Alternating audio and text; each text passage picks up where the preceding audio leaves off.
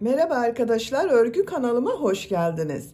Hem kız hem erkek bebeklerimiz için yapabileceğiniz kolay motifli tığ işi süeter yelek yaptım.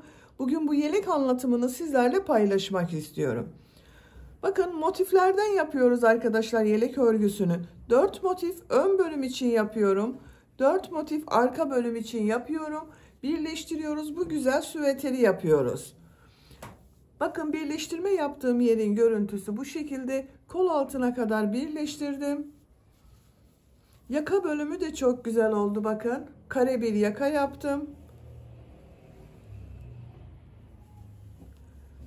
Bu yelek örgüsünde iplik olarak ben bugün bu iplikleri kullandım. Bakın beyaz renkli iplik, sarı renkli iplik ve bu renk iplikleri kullandım.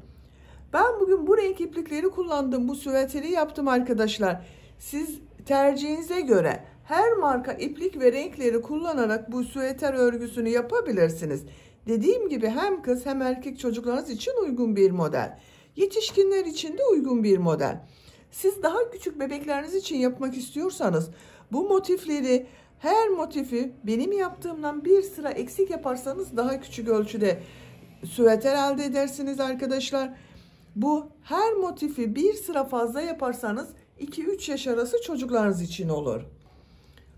Tığ olarak 5 numara 3 milimetre tığ kullandım. Elimin sıklığına göre bu tığı kullandım. Bakın ben yumuşak bir örgü elde ettim. Sizin eliniz sıkıysa 3,5-4 milimetre tığlarla yaparsanız çok daha güzel olur.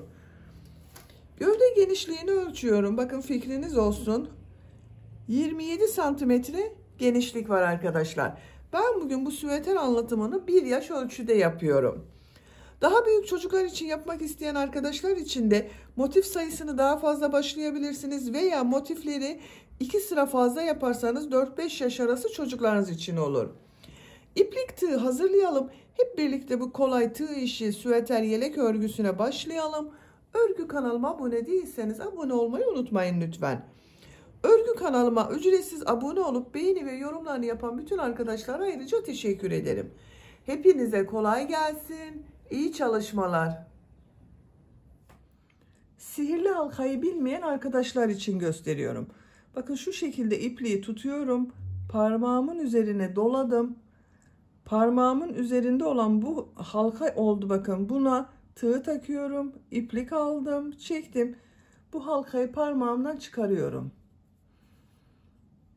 Zincir yaptım, sağlamlaştırdım.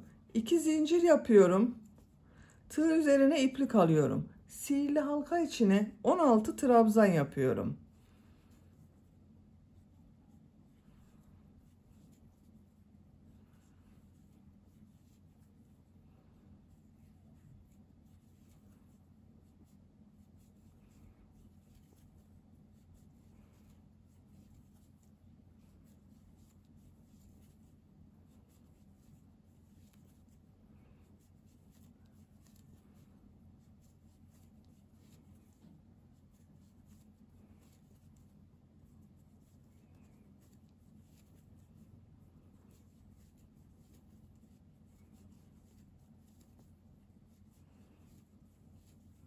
...16 trabzan yaptım. İplik ucunu çekiyorum. Bakın şu şekilde yavaş çekiyorum. Bakın hiç boşluk oluşmadı burada. İlk ilmek ile ilmek kaydırma yaparak sırayı birleştiriyorum. İplik ucunu şu şekilde tutuyorum. İpliği kesiyorum arkadaşlar. Bakın. Orta bölümünü yaptık.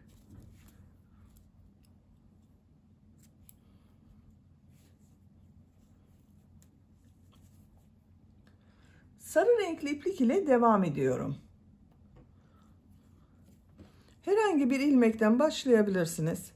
Bakın şu ilmekten başlıyorum. İlmek yapıyorum.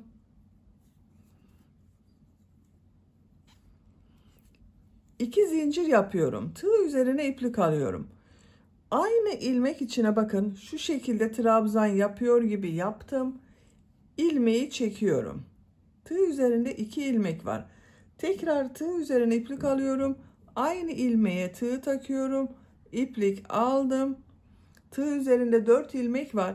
İkisini içinden çekiyorum. 3 ilmek kaldı bakın. Üçünü birlikte çekiyorum. Bir zincir yapıyorum. İkinci ilmeğe de aynı şekilde model yapıyorum. Elimi takip ederseniz daha iyi anlaşılır.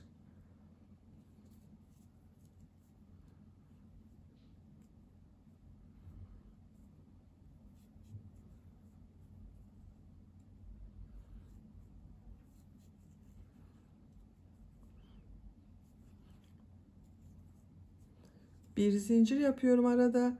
Tekrar model yapıyorum.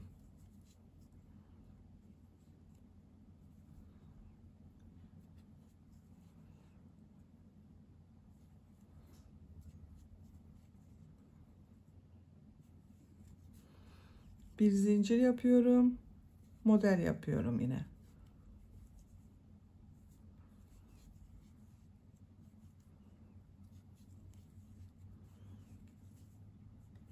Bir zincir yapıyorum. Model yapmaya devam ediyorum. Bakın bu şekilde modeller oluyor. 16 model olacak arkadaşlar. Sıra sonuna kadar devam edelim. Sıra sonuna kadar modelleri yaptım. Bir zincir yapıyorum. İlk yaptığım model ile ilmek kaydırma yaparak birleştiriyorum. İpliği kesiyorum.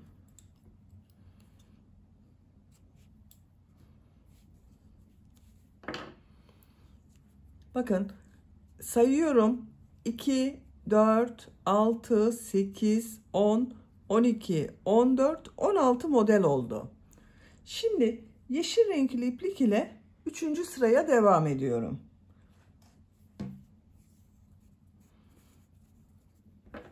Yine herhangi bir ilmekten başlayabiliriz. Bakın bu model ortasında yaptığım boşluklar var. Bir zincir yaptım. Bundan bir ilmek yapıyorum. 2 zincir yapıyorum. Tığ üzerine iplik alıyorum. Bu modellerin aynısını yapacağız arkadaşlar. Bakın aynı modeli yapıyorum.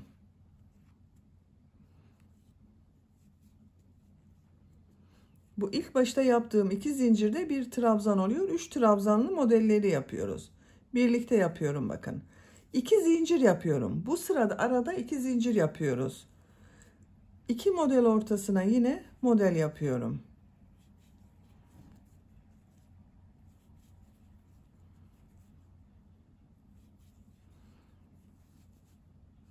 İki zincir yapıyorum. 2 model ortasına model yapıyorum.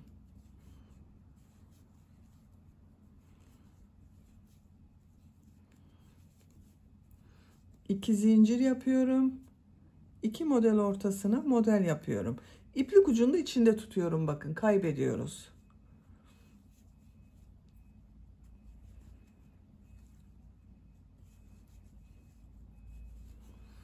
Arada 2 zincir yapıyoruz bu sırada. Sıra sonuna kadar devam edelim. Sıra sonuna kadar modelleri yaptım. 2 zincir yapıyorum. İlk yaptığım model ile bakın bu ilmek ile ilmek kaydırma yaparak birleştiriyorum. İpliği kesiyorum.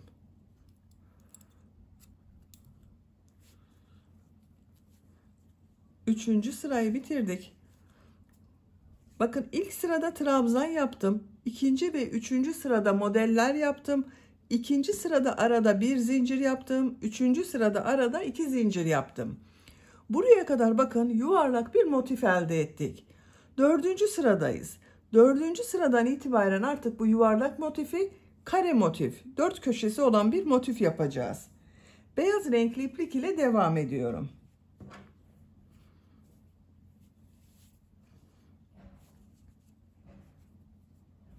Herhangi bir model ortasından şu şekilde bir ilmek yapıyorum. 3 zincir yapıyorum. Köşeleri 4 köşe yapacağız. Köşeleri üçlü trabzan yapacağız. Arada yaptığım modelleri ikili trabzan yapıyorum. Bu ilk başta yaptığım üst zincirde bir üçlü trabzan oluyor. Bakın tığ üzerine bir defa iplik alıyorum. Aynı zincir üzerine 2 üçlü trabzan yapıyorum. 3 defa da çıkarıyorum bakın.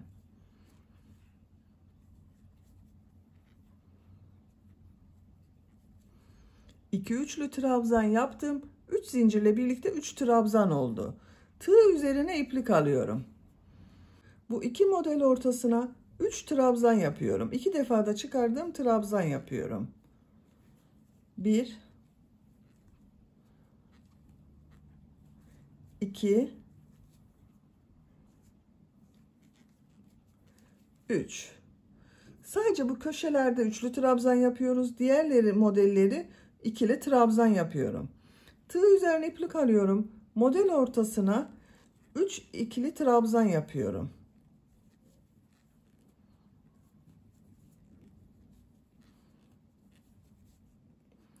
Tekrar tığ üzerine iplik alıyorum. Bakın 3. trabzan grubunu yapıyoruz. 3 trabzan yapıyorum.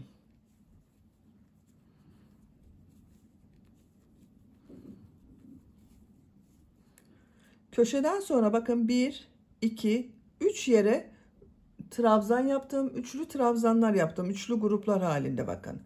Tekrar tığ üzerine bakın bir defa iplik alıyorum. Bu model arasına üçlü trabzan yapıyorum. 3 üçlü trabzan yapıyorum. 2 zincir yapıyorum. 3 üçlü trabzan yapıyorum.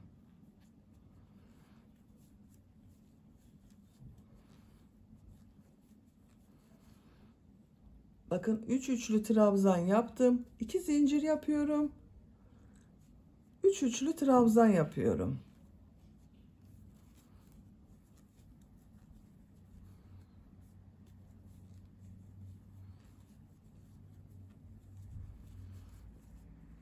Bir, iki, üç. 2 zincir yaptım. 1, 2, 3. Üçlü trabzan yaptım. Bakın diğer köşeyi de yaptık. Bu ilk başta yaptığımız bir köşenin yarısı arkadaşlar. Sıra sonunda bunu tamamlayacağız. 3 üçlü trabzan, 2 zincir, 3 üçlü trabzan görüntüsü olacak. Tığ üzerine iplik alıyorum. Bu model ortasına 3 trabzan yapıyorum.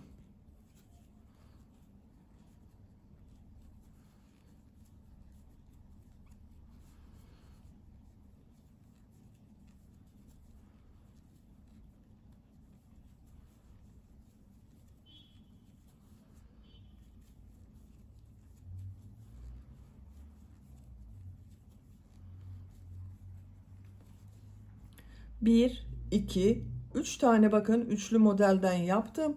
Tığ üzerine iplik alıyorum. Üçüncü köşeyi yapıyoruz. 3 üçlü trabzan, 2 zincir, 3 üçlü trabzan yapıyorum.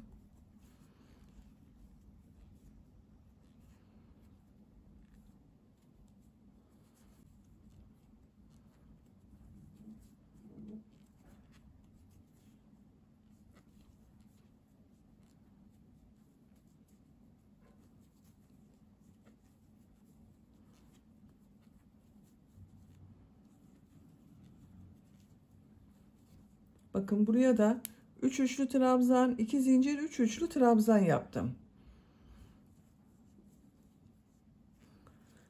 Üçlü trabzan yapıyorum grup halinde, bakın normal trabzan yapıyorum bunları.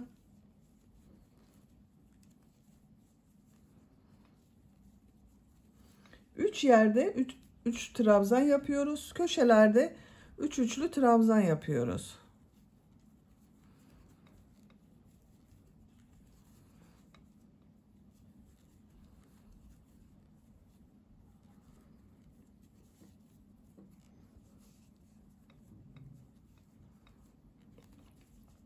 Bir, iki, üç grup yaptım. Tığ üzerine iplik alıyorum. Dördüncü köşeyi yapıyoruz arkadaşlar. 3 üçlü trabzan, 2 zincir, 3 üçlü trabzan yapıyorum.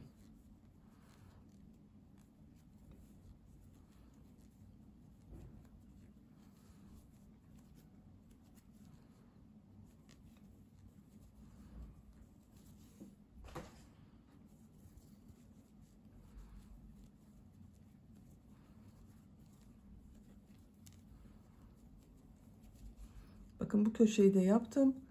Bu 3 yere 3 tane trabzan yapıyorum.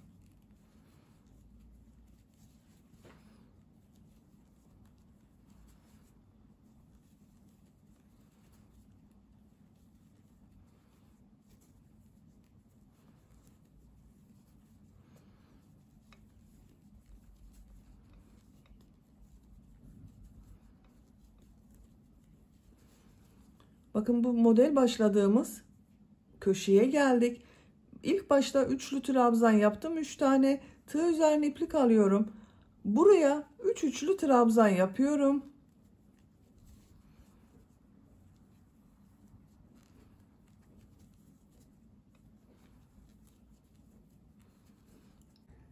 Tığ üzerine iplik alıyorum.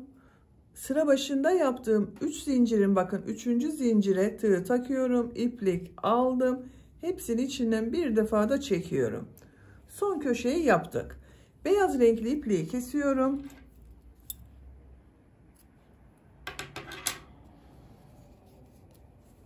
Bakın arkadaşlar, yuvarlak motifi kare motif yaptık bu sırada. 4 köşe oluştu bak. 1, 2, 3, 4. Bakın 4 köşe oluşturduk. Şimdi sarı renkli iplik ile devam ediyorum. Herhangi bir köşeden başlayabilirsiniz. Bakın bu köşeden başlıyorum. İlmek yaptım. 3 zincir yapıyorum. Bu köşeye 2 trabzan yapıyorum. Artık köşeleri de trabzan yapıyoruz. Üçlü trabzan yapmıyorum. Bakın sıra başında yaptığım 3 zincir ile birlikte 3 trabzan oldu. Burası köşe olacak arkadaşlar. Köşenin devamında sıra sonunda 3 trabzan yapacağız. Bu boşluğa 3 trabzan yapıyorum.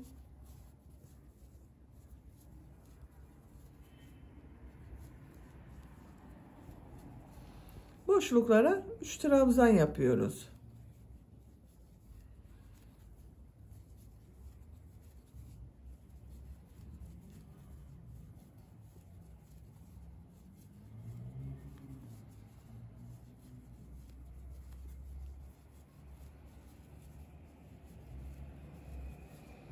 Bakın köşeye geldim. Bu köşeye 3 trabzan, 2 zincir, 3 trabzan yapıyorum.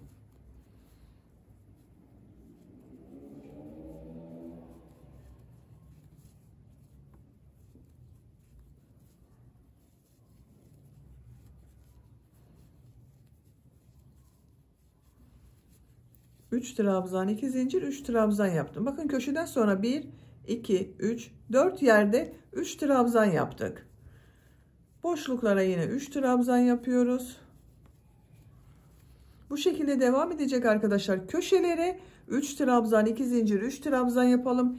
Diğer boşluklara 3 trabzan yaparak sıra sonuna kadar devam edelim. Sıra sonuna kadar tamamladım. Köşelerde 3 trabzan, 2 zincir, 3 trabzan yaptım. Son köşedeyim arkadaşlar. Bakın sıra başında 3 trabzan yaptık. Buraya 3 trabzan yapıyorum.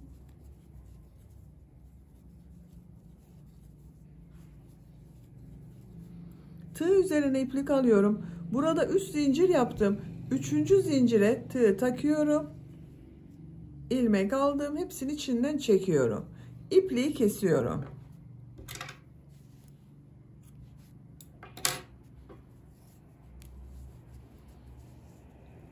Bakın bu şekilde oldu. Beyaz renkli iplik ile devam ediyorum tekrar. Herhangi bir köşeden başlayabilirsiniz. İlmek yapıyorum.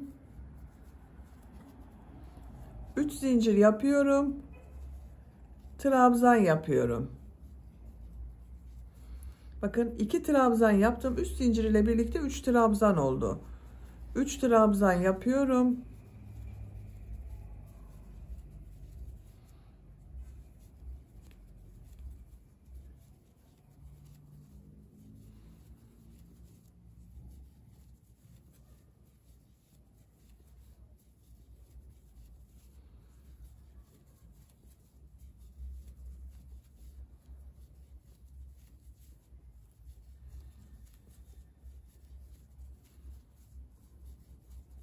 Bakın köşeye kadar tamamladım. Bu köşeye 3 trabzan, 2 zincir, 3 trabzan yapıyoruz.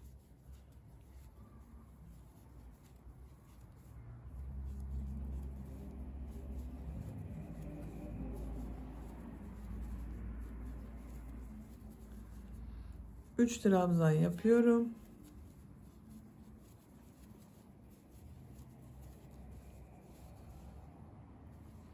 Sıra sonuna kadar devam edelim. Sıra sonuna kadar tamamladım. Sıra sonunda bakın son köşeyi de 3 trabzan yapıyorum. Tığ üzerine iplik alıyorum. Zincir ilmeğine tığ taktım. Hepsini birlikte çekiyorum. İpliği kesiyorum.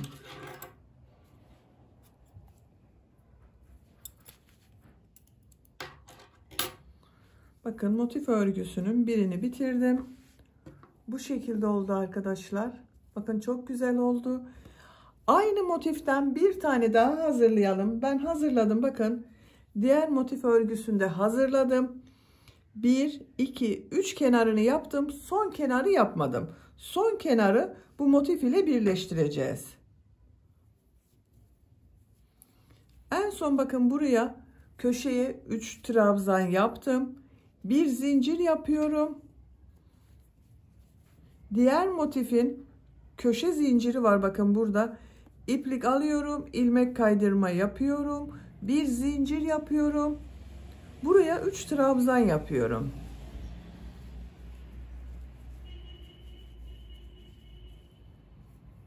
Diğer motif ile bakın şu boşluğa tığ takıyorum. İlmek kaydırma yapıyorum. Tığ üzerine iplik alıyorum. 3 trabzan yapıyorum.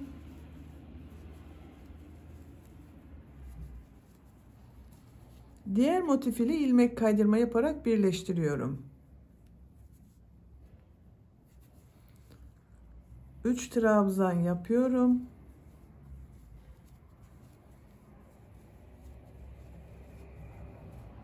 Diğer motif ile ilmek kaydırma yapıyorum. 3 trabzan yapıyorum.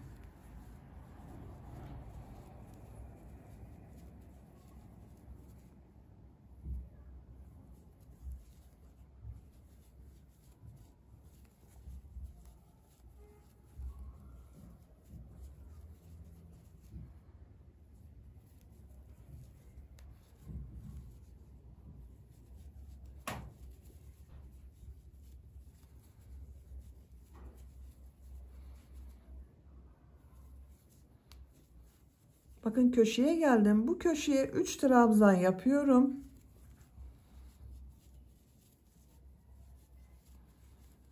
Bir zincir yapıyorum. Diğer köşe ile bakın şu şekilde ilmek kaydırma yapıyorum. Bir zincir yapıyorum. Sıra başında yaptığım 3 zincirin şu ilmeğe tığ takıyorum. İlmek kaydırma yapıyorum. İpliği kesiyorum. Bakın arkadaşlar, iki motifi birleştirdik. Görüntü bu şekilde oldu. Üçüncü motifi de hazırladım. Bakın yine aynı şekilde bir kenarı yapmadım. Bu kenarı da burası ile birleştireceğiz. Bakın köşeye 3 trabzan yaptım. Bir zincir yapıyorum. Şu şekilde tutuyorum. Bakın şu köşeye tığ takıyorum. İlmek aldım, çıkardım. Bir zincir yapıyorum. Köşeye 3 trabzan yapıyorum.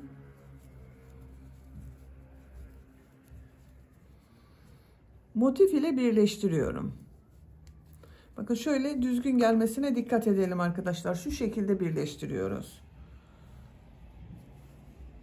3 trabzan yapıyorum.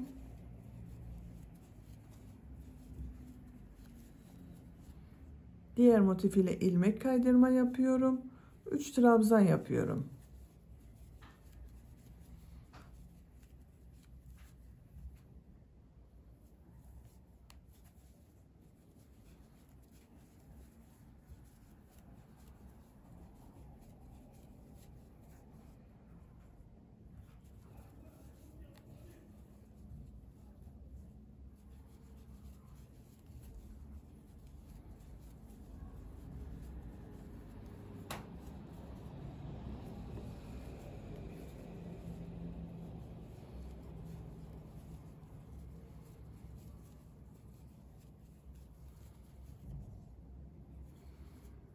Bakın köşeye geldim yine. Buraya 3 trabzan yapıyorum.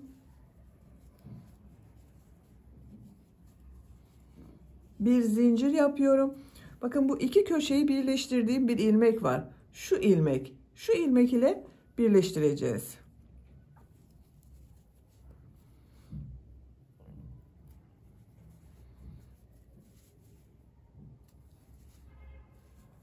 Bir zincir yapıyorum.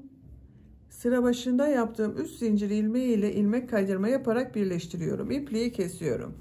Bakın 3 köşeyi burada birleştirdik. Dördüncü motifi de hazırladım. Bakın bu şekilde dördüncü motifin iki kenarını boş bıraktım. Bakın bunu da şu şekilde birleştireceğiz arkadaşlar. Bir kenarı burası ile birleşiyor. Bir kenarı bu motif ile birleşiyor. Köşeye yine 3 trabzan yaptım. Bir zincir yapıyorum. Bakın şu şekilde yerleştiriyorum. Bu köşe ile birleştiriyorum.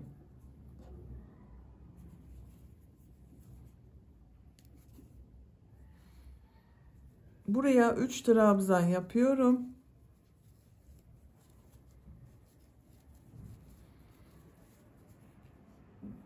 Motif ile ilmek kaydırma yapıyorum. 3 trabzan yapıyorum.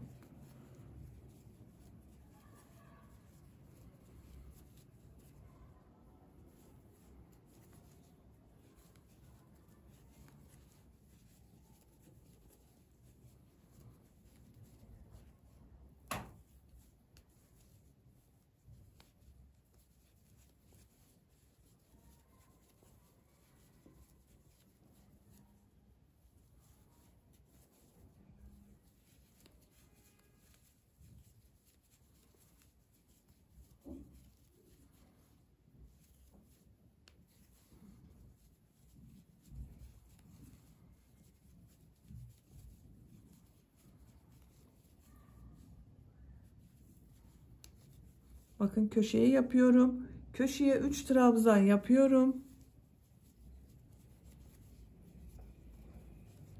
Bir zincir yapıyorum. Burada 3 köşeyi birleştirdiğim bir ilmek oluştu. Bakın burada. Bu ilmek ile birleştiriyorum. Bir zincir yapıyorum. Köşeye 3 trabzan yapıyorum.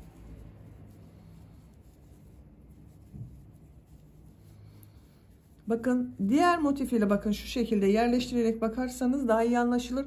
Burası ile birleştireceğiz. Şuraya tığ takıyorum. İlmek kaydırma yapıyorum. 3 trabzan yapıyorum.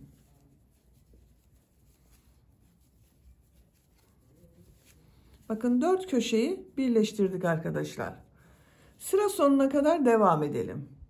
Köşeye kadar birleştirmeyi tamamladım. Bu köşeye 3 trabzan yapıyorum.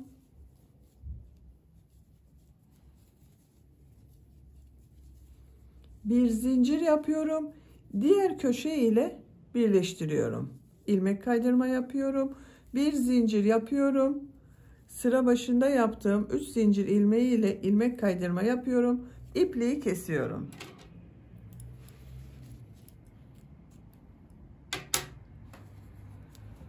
Bakın arkadaşlar 4 motifi birleştirdik.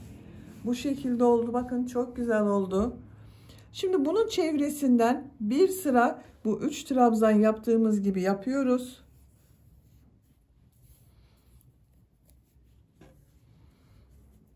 Beyaz renkli iplik ile devam ediyorum. Bakın bu köşeden başlıyorum.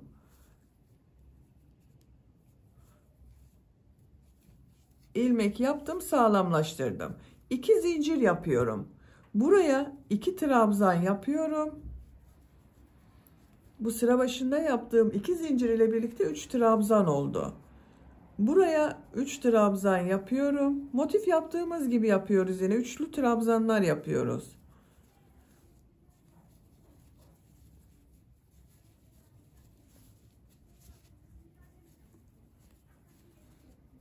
Bütün boşluklara 3 trabzan yapıyorum.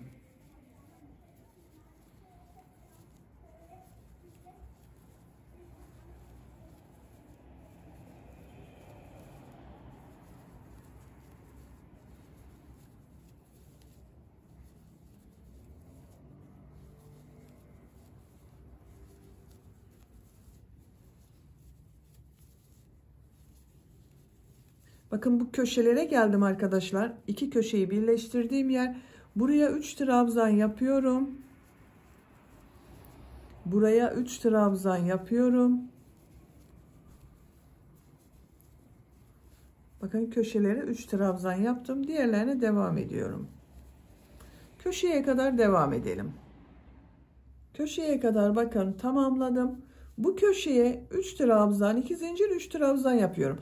Aynı bir motif yapıyor gibi daha büyük bir motif oluşturuyoruz. 3 trabzan, 2 zincir, 3 trabzan yapıyorum.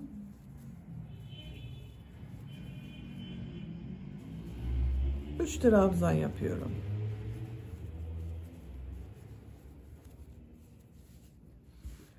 Buraya da 3 trabzan, 2 zincir, 3 trabzan yapalım. Buraya kadar devam edelim. Buraya kadar tamamladım. Bakın köşelerde 3 trabzan, 2 zincir, 3 trabzan yaptım. Buraya 3 trabzan yapıyorum. Devam etmiyorum arkadaşlar. Bakın 3 kenarından yaptım. 4. kenarı yaka ayrımı için bıraktım. Burada yaka ayrımı yapacağız. 3 zincir yapıyorum. Buraya 3 trabzan yapıyorum.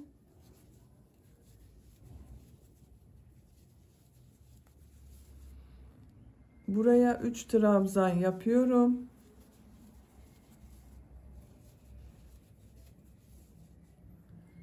Üç trabzan yapıyorum.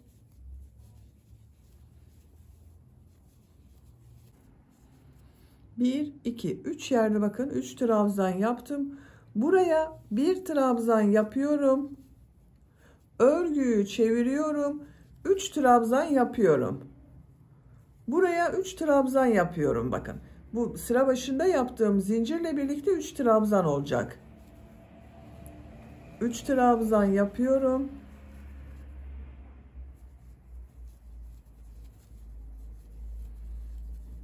Üç trabzan yapıyorum. Bakın sıra sonunda 3 trabzan yapıyorum. 3 zincir yapıyorum. Örgüyü çeviriyorum. Bakın bu 3 trabzan atlıyorum. Buraya 3 trabzan yapıyorum. 3 trabzan yapıyorum.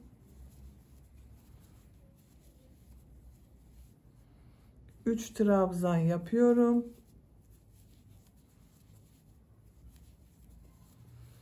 Bakın bu sırada 3 zincir yaptığım bir zincir var.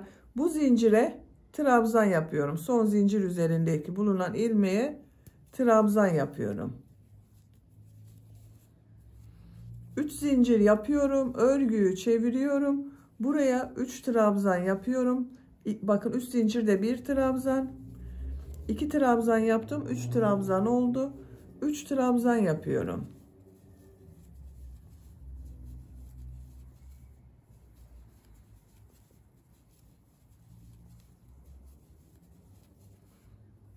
Üç trabzan yapıyorum.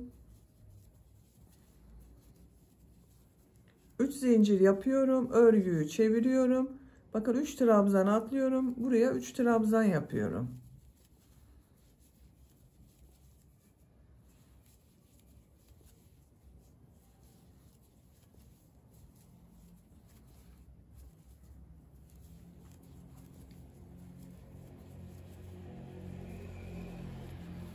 Sıra sonunda bakın 3. zincire bir trabzan yapıyorum arkadaşlar.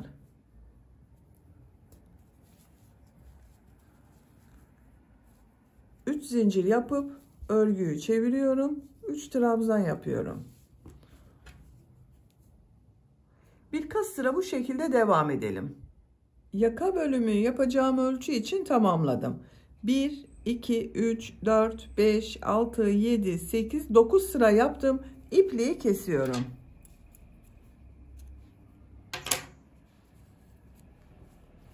Bakın arkadaşlar bu şekilde oldu. Genişliğini ölçüyorum. 5 santimetre. Yüksekliğini ölçüyorum. 7 santimetre yaka yüksekliği var. Benim yapacağım ölçü için yeterli. Siz daha küçük bebek için yapıyorsanız bunu 1-2 sıra eksik veya Bir iki sıra fazla yapabilirsiniz tercihinize göre arkadaşlar.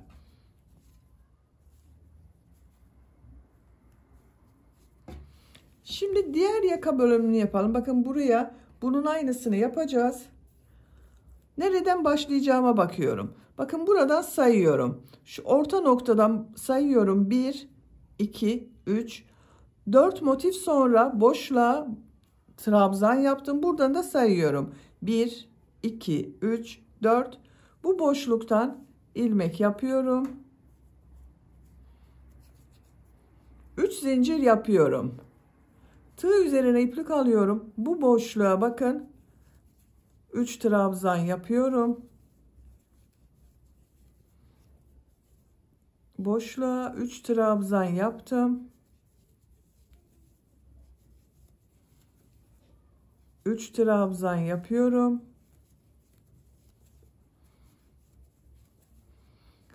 Tığ üzerine iplik alıyorum. Sıra sonunda bakın burada 3 zincir yaptım. Bu 3. zincire trabzan yapıyorum. Bakın iki tarafın aynı olması gerekiyor arkadaşlar. Burada da bakın sıra başında boşluk var. Sıra sonunda boşluk var. Ortada 1, 2, 3 yerde 3 trabzan yaptım. Bakın bu da aynı oldu. 3 zincir yapıyorum. Örgüyü çeviriyorum. Bu ilk boşluğa 2 trabzan yapıyorum. 3 zincir ile birlikte 3 trabzan oldu. 3 trabzan yapıyorum.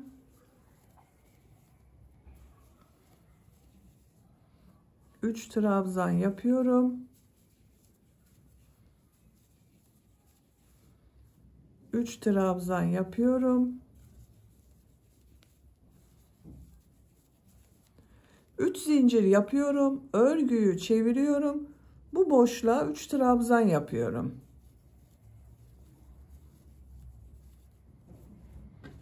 Bakın burası yaka boşluğu olacak arkadaşlar. Bu yaka örgüsünü kaç sıra yaptıysanız bunu da aynı şekilde tamamlayalım.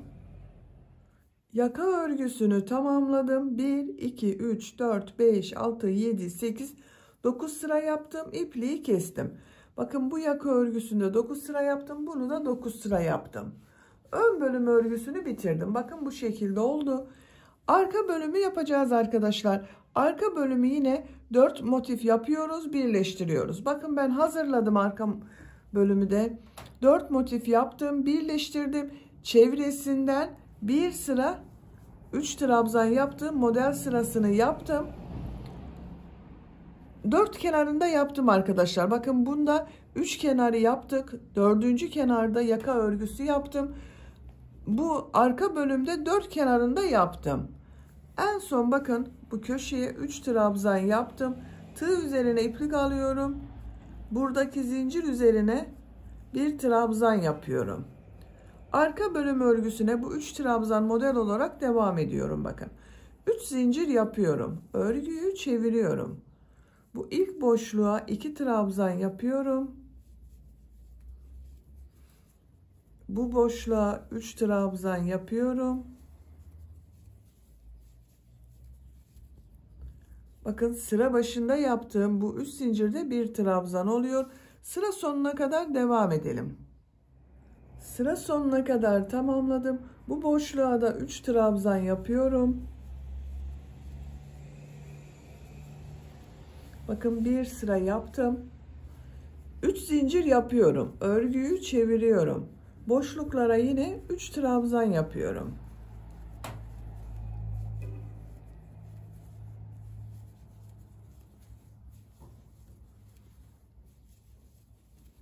Bir sonraki sırada bakın buraya 3 trabzan yapacağız. Arka bölüm örgüsü bu şekilde devam edecek arkadaşlar. Bu sırayı tekrarlayacağız. Ön bölümü siz kaç sıra yaptıysanız bu yaka örgüsünü arka bölümü bir sıra eksik yapacağız. Bu sarı renk iplik ile yaptığımız sıradan sonra sayarsanız daha kolay sayılır arkadaşlar. Arka bölüm örgüsünü tamamlayalım. Arka bölüm örgüsünü tamamladım. Bakın bu sarı renkli iplikle yaptığım sıradan sonra sayıyorum. 1, 2, 3, 4, 5, 6, 7, 8, 9 sıra oldu. Ön bölümü bakın bir sıradan sonra 9 sıra yaka bölümü yaptım. Burasıyla birlikte 10 sıra arkadaşlar. Ön bölümden bir sıra eksik yaptım. Bunu da 10. sıraya tamamlayacağız. O son sırayı yaparken ön bölüm ile birleştireceğiz. 2 zincir yapıyorum. Bakın şu şekilde yerleştiriyorum. Ön ve arka bölümlerin bakın düzgün gelmesine dikkat ediyorum. Örgünün ters tarafı burası, düz tarafı burası bakın. Düz taraftan birleştiriyoruz. Bakın 2 zincir yaptım. Tığ iplikten çıkardım. Şu ilmeğe tığ taktım. İplik aldım. İlmek kaydırma yaptım. Bir zincir yapıyorum. Buraya bakın arka bölüme devam ediyorum. 3 trabzan yapıyorum.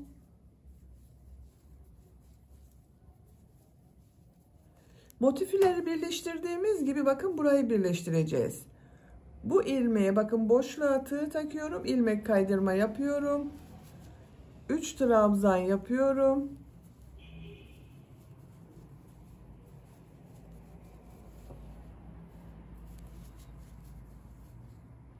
İlmek kaydırma yapıyorum.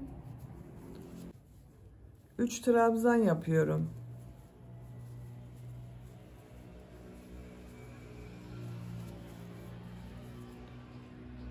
İlmek kaydırma yapıyorum. 3 trabzan yapıyorum.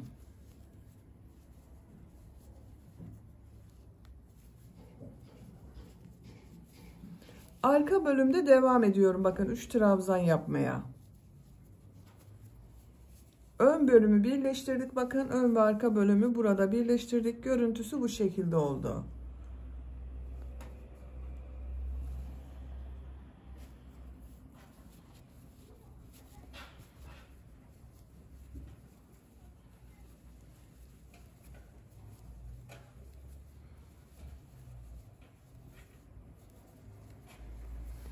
Buraya kadar devam edelim. Buraya kadar arka bölümü tamamladım. Bakın ön bölümde 1, 2 boşlukları da sayıyorum, modelleri de sayıyorum arkadaşlar. Bakın 1, 2, 3, 4, 5, 6, 7. Arka bölümde de bakın 1, 2, 3, 4, 5, 6, 7 model yeri kaldı. Buraya kadar tamamladım. Şimdi bunu birleştireceğiz. Bakın bu ilmek ile burada bir trabzan yaptım. Bu ilmek ile ilmek kaydırma yapıyorum. Tığ üzerine iplik alıyorum. Buraya 3 trabzan yapıyorum. Bakın arka bölümde devam ediyorum.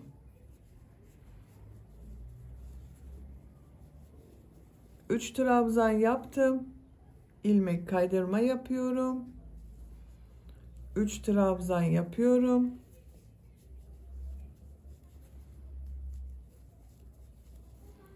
İlmek kaydırma yapıyorum.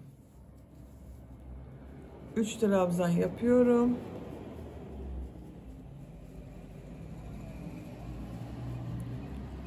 İlmek kaydırma yapıyorum. Bakın bu son burada zincir yaptığım trabzan var. Buna bir trabzan yapıyorum. İlmek kaydırma yapıyorum. Bakın bu ilmek ile. Bakın buranın düzgün bir görüntü olmasını sağladım. İpliği kesiyorum.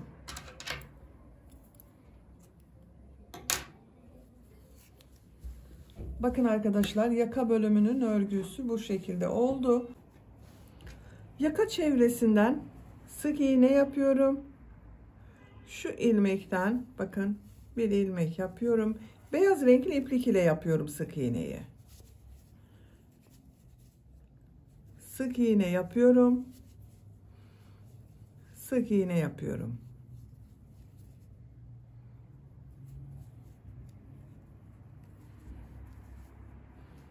Bakın trabzan sırasına bir sık iğne yapıyorum.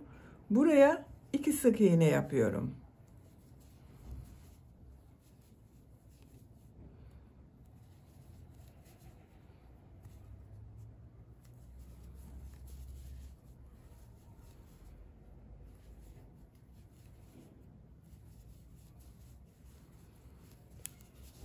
Bu bölümde de sık iğneler yaparak devam ediyorum.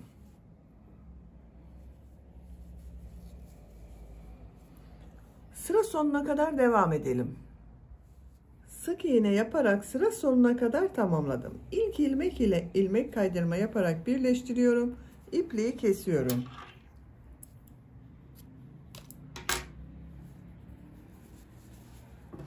Bakın arkadaşlar, yaka çevresinde sık iğne yaptım. Bu şekilde oldu.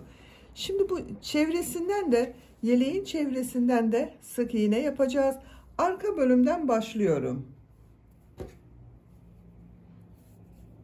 Bakın bu arka bölümün buradan başlıyorum.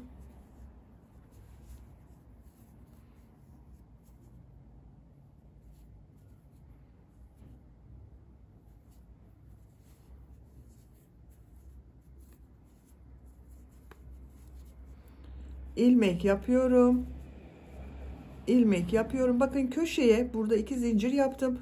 Bunun üzerine 3 sık iğne yapıyorum. 1 2 3. Diğer ilmeklere birer defa sık iğne yapıyorum.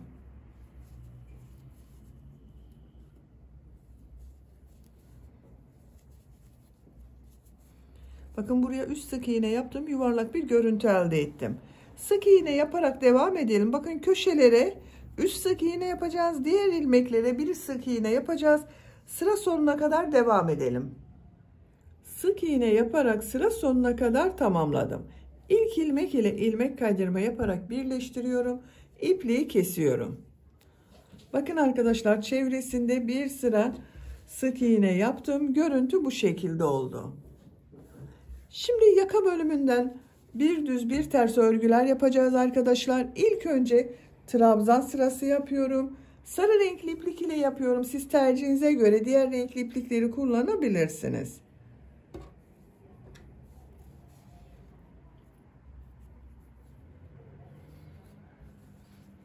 Bakın bu arka bölümün şu ilmekten ilmek yapıyorum. 2 zincir yapıyorum. Zaten bakın yaka çevresinde sık iğne yaptım. Her ilmek üzerine bir trabzan yapıyorum. Trabzan sırası yapıyoruz. Bakın iplik ucunu içinde tutuyorum.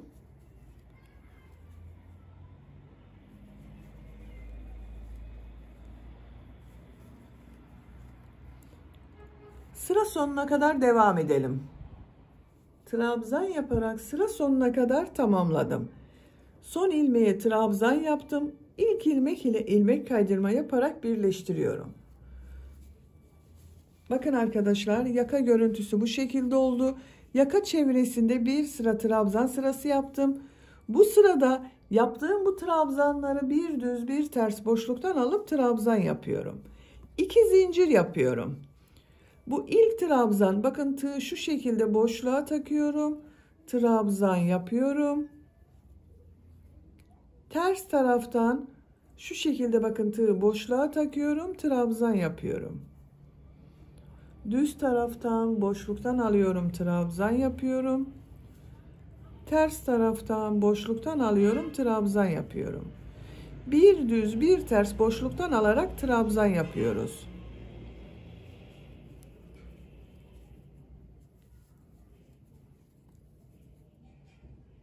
Sıra sonuna kadar devam edelim. Sıra sonuna kadar tamamladım. Son trabzan, düz taraftan boşluktan aldım, trabzan yaptım. İlk ilmek ile ilmek kaydırma yapıyorum, birleştiriyorum, ipliği kesiyorum. Bakın bir sıra trabzan sırası yaptım, bir sıra bir düz bir ters örgü yaptım. Ben bunu bitiriyorum arkadaşlar. Siz tercihinize göre bir sıra daha bir düz bir ters örgü yapabilirsiniz. Benim yaptığım ölçü için ben bunu yeterli görüyorum. Şimdi çevresinde de burada yaptığımız gibi bir düz bir ters örgüler yapacağız. İlk önce trabzan sırası yapıyorum. Yine arka bölümden başlıyorum. Bakın bu arka bölümde bu köşe yaptığım, bakın 3 sık iğne yaptım. Şu ilmekten ilmek yapıyorum. Trabzan sırası yapıyoruz ilk önce. 2 zincir yapıyorum. Her ilmek üzerine bir trabzan yapıyorum.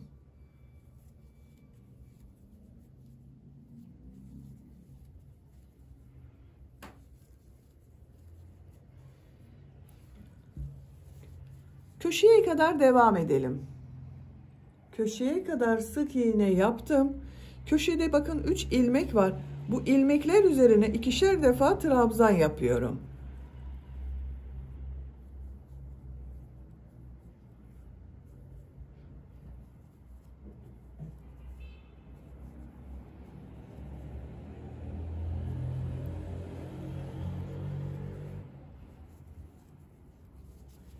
Diğer ilmeklere birer defa trabzan yapıyorum.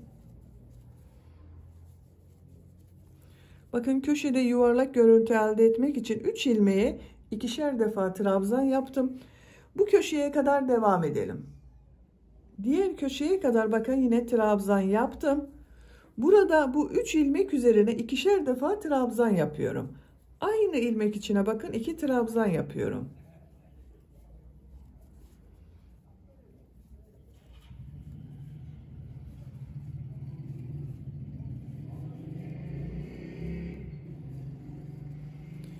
Üç ilmeğe ikişer defa trabzan yaptım. Diğer ilmeklere birer defa trabzan yapıyorum.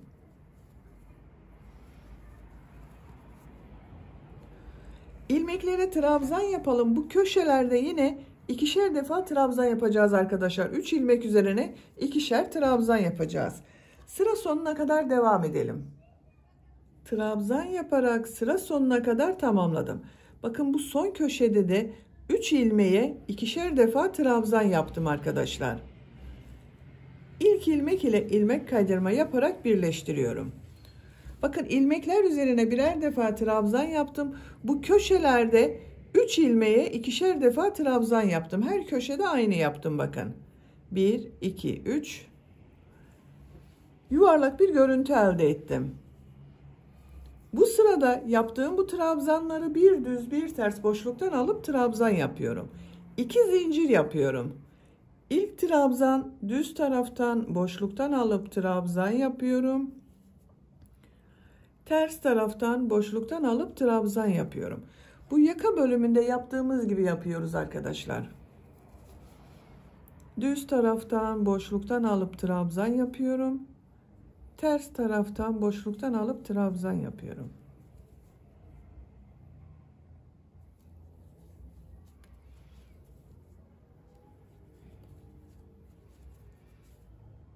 Sıra sonuna kadar devam edelim. Sıra sonuna kadar tamamladım. Son trabzanı düz taraftan boşluktan aldım, trabzan yaptım. İlk ilmek ile ilmek kaydırma yaparak birleştiriyorum. Bakın düz taraftan boşluktan aldım, trabzan yaptım, başladım. Sıra sonunda da düz taraftan boşluktan aldım, trabzan yaptım. Sıra başında yaptığım bu 2 zincir ters tarafta görünen trabzan oldu. Bakın arkadaşlar, görüntüsü bu şekilde oldu. Bu sırada bu yaptığım trabzanları nasıl görüyorsam o yönde boşluktan alıp trabzan yapıyorum. 2 zincir yapıyorum. Düz tarafta görüyorum. Düz taraftan boşluktan alıp trabzan yapıyorum. Ters tarafta görüyorum. Ters taraftan boşluktan alıp trabzan yapıyorum. Düz taraftan boşluktan alıp trabzan yapıyorum. Ters taraftan boşluktan alıp trabzan yapıyorum. Sıra sonuna kadar devam edelim. Sıra sonuna kadar tamamladım. Son trabzanı düz taraftan boşluktan aldım, trabzan yaptım. İlk ilmek ile ilmek kaydırma yaparak birleştiriyorum. Bakın birleştirme yaptığım yerin görüntüsü bu şekilde oldu. Bir sıra trabzan sırası yaptım. 2 sıra bir düz bir ters örgü yaptım. Burası benim için yeterli arkadaşlar. Siz tercihinize göre bir sıra daha bir düz bir ters örgü yapabilirsiniz. İpliği kesmiyorum.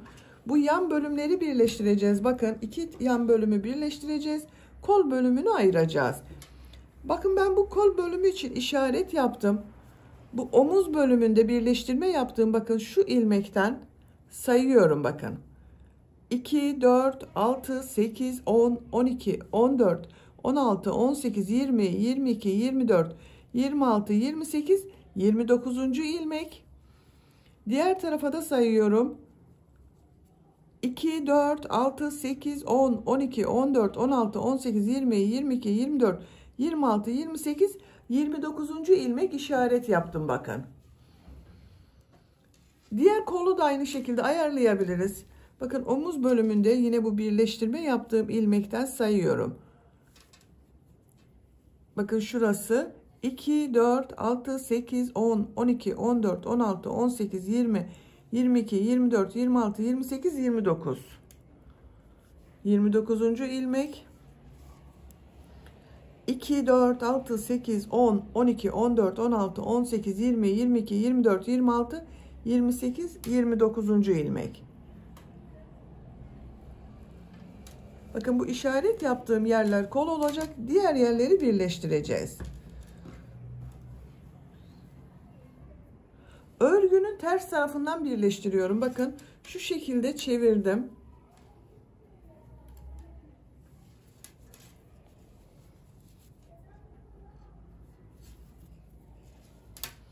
Şu şekilde bakın yerleştiriyorum. Şu ilmekten bakın. Şu ilmeğe ilmek kaydırma yapıyorum. Sık iğne şeklinde birleştiriyorum. İlmeğe tığ takıyorum. Karşıdaki ilmeğe tığ takıyorum. Sık iğne yapıyorum. İlmeğe tığ takıyorum. Karşıdaki ilmeğe tığ takıyorum. Sık iğne yapıyorum.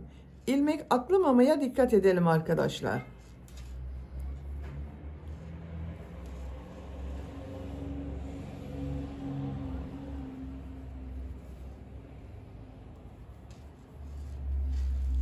Bakın bu birleştirme yaptığım yerin görüntüsü düz taraftan bu şekilde görünüyor. Bu sıra sonuna kadar bakın işaret yaptığım yere kadar birleştirme yaparak devam edelim. İşaret yaptığım yere kadar sık iğne olarak birleştirdim. İpliği kesiyorum. Bakın birleştirme yaptığım yerin görüntüsü bu şekilde arkadaşlar. Düz tarafın görüntüsü bu şekilde oldu. Diğer tarafı da bakın buradan başladım. İşaret yaptığım yere kadar tamamladım. Siz de diğer tarafı burayı yaptığımız gibi birleştirme yapabilirsiniz. Böylece bakın kazak örgüsünü bitirdim.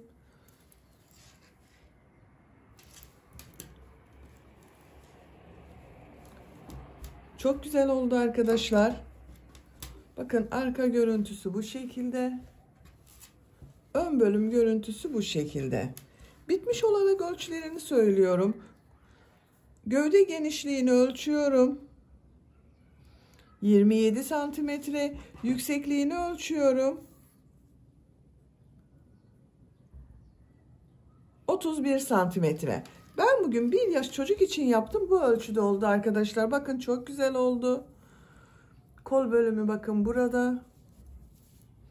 Beni dinlediğiniz ve izlediğiniz için hepinize çok teşekkür ederim.